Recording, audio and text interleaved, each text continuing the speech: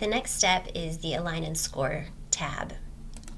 And one thing to note on this is that while pre-observe and post do go in order, the Align and Score tab you can look at really at any step along the way. A couple of things to note is that Align and Score is named this because eVAL is used throughout the state, but in Seattle we don't officially score observations. We do align them to different places in the rubric, but that is like scoring with a lowercase s. It doesn't go directly into the summative evaluation at the end. And when you get to the summative, something that you've scored, on an observation in October doesn't necessarily need to go in the summative evaluation if the teacher has grown beyond that over the course of the year, which is why we don't score at this level, because we do believe that teachers grow and their practice changes during the year, and that's an important thing to acknowledge. So again, aligning and scoring. We did a little bit of this as we went. When we looked at the pre-observation and the teacher's response, we did code it. So coding it just means like indicating which part of the rubric that goes to.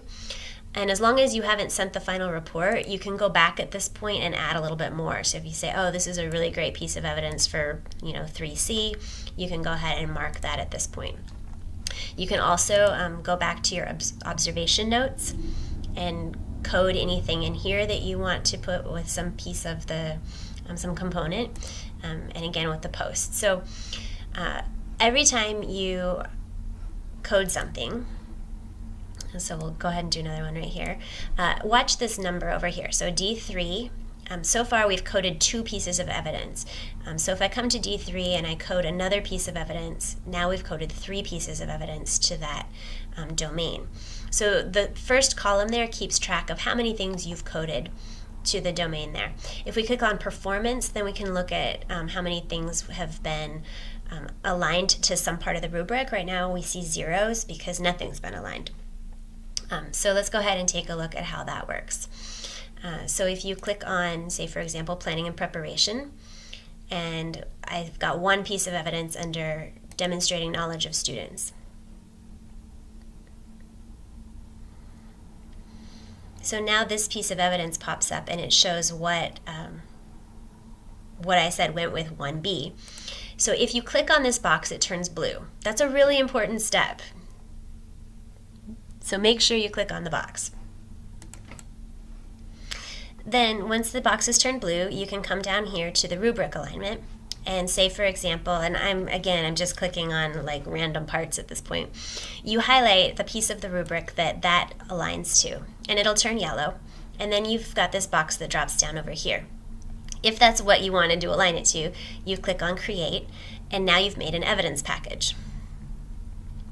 If you want to add any explanation to that, you can click on this little edit symbol right here, and it will give you a box down at the bottom. So that might be helpful if the piece of evidence, like at first description, it's not clear why in the world that's proficient or basic or distinguished. So you may want to add in a little explanation for yourself.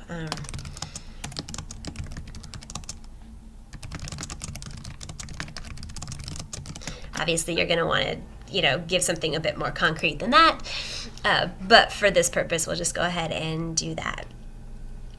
So now if I come up here, I've got one piece of evidence and it's already been packaged. So I can move on to the next section. And of course you don't have to go in order here.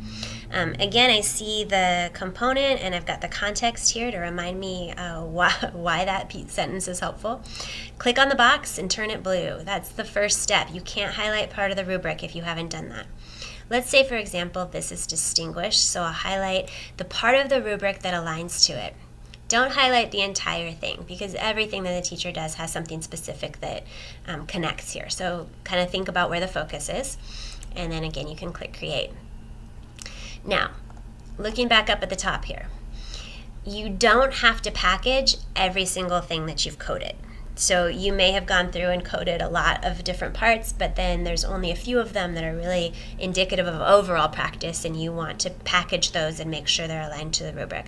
Or there's a couple particular things that stand out that you want to align to draw the teacher's attention to those. So these numbers don't have to be equal. It just helps you to keep track of what you've done, what remains to be done if you choose to. So there is coding and aligning, and I think that's it for that section.